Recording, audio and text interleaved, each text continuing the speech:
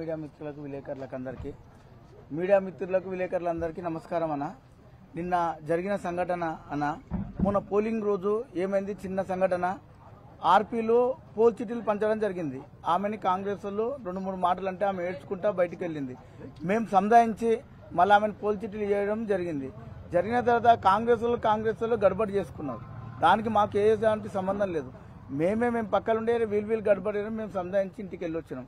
ఇంటికి వెళ్ళొచ్చి మళ్ళీ ఆడికి ఆడిపోయినాం. పోయిన తర్వాత మా ముగ్గురు మీద కంప్లైంట్ ఇచ్చేసిండు. వాళ్ళు ఇచ్చేసినాక ఎస్ఐ గారు ఏంది మధ్యాహ్నం నాకు ఫోన్ చేసిండు. బాలరాజు గారు నువ్వు వీడియో ఉండొద్దు, నువ్వు పోలింగ్ కార్డు ఉండొద్దు, నువ్వు ఇంటికి వెళ్ళిపో. ఇంటికంటే ఎందుకు వెళ్ళిపోవాలి సార్, నేను ప్రజాప్రతినిధి, నేను ఇక్కడ పోలింగ్ కార్డు ఉంటే నీకు ఏమవుతుంది సార్ అన్న. లేదు నీ మీద నా మీద ఏం కేసు అయితే సార్, నువ్వు మీ కాంగ్రెస్ వాళ్ళని అడగన్న. కన్మ వార్డులు ఉన్నారు, కొన్ని నిజాయితీగానే ఉంటే మనకు చెప్పిండ్రు. శంకర్ బాలరాజు ఏం మనలు ఇంకా వాళ్ళే మనం సంధాయించిండ్రు, లేకపోతే మనోళ్ళు కొట్టుకుంటుంటే తలకాయలు వాళ్ళు అని చెప్పిండు. నిన్న ఎస్ఐ గారు మళ్ళీ పిలిపించినాక వాళ్ళు చెప్పిన మాటలు విని మమ్మల్ని రిటర్న్ తొలిచేసినాక ఎస్ఐ గారు మళ్ళీ నాకు చెప్పి బాలరాజు గారు నీకు మొన్న చెప్పినా ఇయ్యాలనుకొని చెప్తున్నా, నువ్వు వచ్చేపేటలో 2 రోజులు దూరంగా ఉండడం మంచిది, ఎందుకు ఉంటున్నావు అని. ఏం లేదు సార్, నా దగ్గరికి వస్తారు కాలనీ, నేను అన్న తమ్ముళ్ళలాగా, నేను 20 ఏళ్ళ రాజకీయ చరిత్ర సార్ నాది. నా సాయినగర్లో నా దగ్గరికి వచ్చేటోళ్ళు లేరు, చాలా మంచి అన్నదమ్ములలాగా మేము ఉంటాం సార్ అన్న. ఎందుకన్నా మంచిది పో అన్నాడు. నాకు ఆయన అన్న తర్వాత మళ్ళీ నిన్న ఉదయం ఒకటి కాంగ్రెస్ కార్యకర్తని నా దగ్గరికి వచ్చాను. నీ గురించి రాత్రి మేమందరం చర్చించుకున్నాం. ఇక్కడున్న స్థానిక ఎమ్మెల్యే గారు ఊకే బాలరాజు అని మీరు ప్రతి ఎలక్షన్ అప్పుడు నన్ను సాయినగర్లో నన్ను అంటుండ్రు. మీరు ఏం లేదు ఆయన, మీరు ఏదో చేసిరాని నేను చూసుకుంటా, మీరు ఎందుకు ఊకే ఆయన పేరు మీరు 10కి 10 సార్లు నాతో పలకకూడదు అన్నాడంట. అన్నాక ఇట్లా సమాచారం ఉంది, నువ్వు పో అంటే పాపం మా రాజు మా లింగం విలువకు ఉండి అన్నా నువ్వు వదిన కలిసి హైదరాబాద్ పోరా, అమ్మ గీజానికి భయపడుకుని ఇట్లా పోతారా, నేను ఏం చేశాను వీళ్ళకి భయపడుకు ఇయ్యాల పోతా, మళ్ళీ 4 దినాలు అయినాక నేను మళ్ళీ సాయినగరే రావాలి, ఎందుకు నేను భయపడకుండా అని వీళ్ళతో చెప్పిన. అన్నా ఎందుకన్నా మంచి ఇంకా తర్వాత మా బిడ్డ నేను హైదరాబాద్ వెళ్తూ అత్తగారింటికి పోయింది. మా బిడ్డ హైదరాబాద్ పోతున్నా నాయన నేను ఇట్లా రా అంటే, నేను మళ్ళీ మా బాబు మా డ్రైవర్ని తోలుకొని పోయి ఎల్టూరుకు పోయి 3:30 లోపల ఎల్టూరుకు పోయి మా బిడ్డని హైదరాబాద్ బస్సు ఎక్కించిన. వచ్చేసిన రాగానే ఇంట్లోకి వచ్చి కాలు కడుకుంటున్నా, కొద్ది ఆకలి అవుతుంది, ఆడుకొని తినలే. నేను ఇంకా పెట్టమ్మా అంటే ఈమె ఉరుకుగా కిచెన్లోకి పోయింది. గుడ్ల రవన్నీ ఒక అతడు వచ్చి అనానా ఉరికొచ్చింది నా కాడికి. అరే ఏమన్నా ఎవరికైనా ఆపద అయితే నా దగ్గర ఎట్లుంటుంది అంటే, సాయినగర్లో ఇప్పటికైనా నేను బయటకు పోయినాక చీమె చిటుకుమన్నా అని వాళ్ళని ఈగ వాళ్ళని అన్న అట్లుంటా. అందరిని అట్లా సొంతం అన్నదమ్ములలాగా అక్క చెల్లెలాగా అందరిని అంత మంచిగా చూసుకుంటా. ప్రతిపక్ష పార్టీ 20 ఏళ్ల నుంచి కూడా మా ఎమ్మెల్యే గారు కానీ, మాకు స్థానిక ఇక్కడ మా పెద్ద మనిషి మా మనోరన్న కానీ ఎవరిని జీవించకపోయింది. శత్రువుగా సాయం చేయాలి బాలరాజు, అప్పుడే మనం లీడర్ అవుతాం అన్నప్పుడే.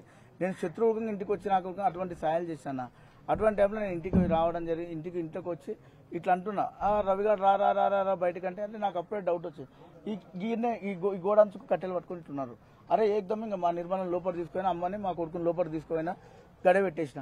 ఏందేందని ఈమెకేం తెలుస్తలేదు. అప్పటి దగ్గర ఎలక్షన్ గడపడి ఉంది, కాంగ్రెస్ వాళ్ళు మన మీదకి వస్తుందా అని వేసి వీళ్ళని ముగ్గురు పెట్టి బయటకు వద్దామంటే కల్లా మా భార్య మా అమ్మ కాలు గట్టే పట్టుకున్నారు. వద్దు బిడ్డ నువ్వు బయటకు పోదు, నీ వద్దు బిడ్డ మేము చచ్చిపోతాం అంటే అట్లనే ఇంకా తలుపుగా అనుకుని అట్లనే ఉన్నా. గబ్బా గుద్దేసిండు. నేను ఉడకగా మా తమ్మునికి ఫోన్ చేయలే. మా కొడుకు ఏమన్నా కానీ చనిపోతే నన్ను నా భార్యను చంపేస్తారు. మా టీఆర్ఎస్ నాయకులు మొత్తం ఒక్కొక్కరు ఒక సైనికులాగా ఉంటారు. మాకు చనిపోతే మేము చనిపోదు, ప్రాణత్యాగం ఎన్నో తెలంగాణ ఉద్యమంలో ఎంతో మంది చనిపోయారు. దాంట్లో నేను నా భార్య చనిపోతే తక్కువేం కాదు. అట్లనే అనుకున్న ఎవరికి నేను ఫోన్ చేయలేదు. నా ఫోన్తో మా కొడుకే భయపడి మా తమ్ముళ్ళకి ఫోన్ చేసిన, లింగంకు మా మహేష్కు వీళ్ళందరికీ ఫోన్ చేసిన, రాజుకు వీళ్ళు చేసిన కల్లా తమ్ముడు ఏకదమ్ వీడియోకి వచ్చే కల్లా తమ్ముని బాగా కొట్టేసిండు. మా సురేష్ని కొట్టేసిండు, బాలకృష్ణని, లింగంని అందరు చిత్త మధ్యలో పాపం ఈ పక్కన ముస్లిం పిల్లాడు, మా పక్కింటి పిల్లాడు, వీళ్ళు పిల్లాడు వచ్చి అరే అంకుల్ని లోపల చంపుతుంటే ఈ ప్లాన్ పోతే ఈ పిల్లాడు అవతల దుంకెళ్ళి వచ్చాను. తలకాయ వలుగుతున్నాయి ఈ ప్లాన్కి పాపం. ఆ రకంగా నన్ను టార్చర్ పెట్టుకుంటా. ఈడ ఉడకంగా ఏమైందని అంటే శేషన్న బ్యాచ్ ఏదో అనుకుంటా, ఈయన సిద్దిక్ భాయ్ ఒకరున్నారు, కంచి రామయ్య. నన్ను హోటల్కి ఆన్నే అన్నారు, నువ్వు చాలా ఎక్కువ చేస్తున్నావు, నీకు ఉంటుంది చూడడానికి. కంచి రామయ్య అంటే నీవేం చేస్తావన్నా, నేను పబ్లిక్లో ఉన్నటువంటి నన్ను ఏం చేయలేవన్నా, నీ డాగులకు నేను భయపడతాను కదా, నేను పబ్లిక్లో నీ డాగులకు నేను భయపడనన్నా, నేను ఇంటికి వంటే పోను, నేను ఏదో బాధాపుతో మేము ఒక పార్టీలో ఉన్నాం, పార్టీ కట్టుబడి ఉంటున్నాను, అట్లనే ఉన్నాక నీకు చూడు నీ తర్వాత నేను రేపు ఏమవుతుందని అన్నాడు. వాడు నిన్న ధనధన్ పబ్లిక్ తోలుకొచ్చాను. సిద్దిక్ భాయ్ మళ్ళీ సాయంత్రం ఓటేనికి వచ్చి మా పిల్లలతోటి అప్పుడే మారకని ఏం చేసి కొట్టేసేది ఉంటే మీరు ఇప్పుడు నాకేం చెప్తాను సిద్దిక్ భాయ్ చెప్పిందంట. సిద్దిక్ భాయ్ ఇక్కడ మైనార్టీ లీడర్ ఆయన. వీళ్ళంతా చాలా రోజుల నుంచి నా మీద ఇట్లా అనుకున్నాను. మా సార్ దృష్టి కూడా అన్నగారి దృష్టికి తీసుకున్న బాలరాజు, నేను ఉన్న తమ్మి, నువ్వు ధైర్యంగా ఉండు, నీకేం కాదు, నేను చూసుకుంటాను. నిన్న నుంచి వెంటనే నేను లోపల రూమ్లో ఉన్నాక ఫస్ట్ వీళ్ళందరికన్నా ఎస్ఐ గారికే ఫోన్ చేసిన, సార్ నువ్వు అన్నదే వాస్తవమైంది, నా మీదకి అటాక్ వచ్చిండు రా సార్ అంటే, వస్తున్నా అర్ధగంట అయింది రాడు. ఏం సార్ ఎందుకు పాపం బయట వాళ్ళే 100 కాల్ చేస్తే తక్కువ వాళ్ళిద్దరు వచ్చిండ్రు.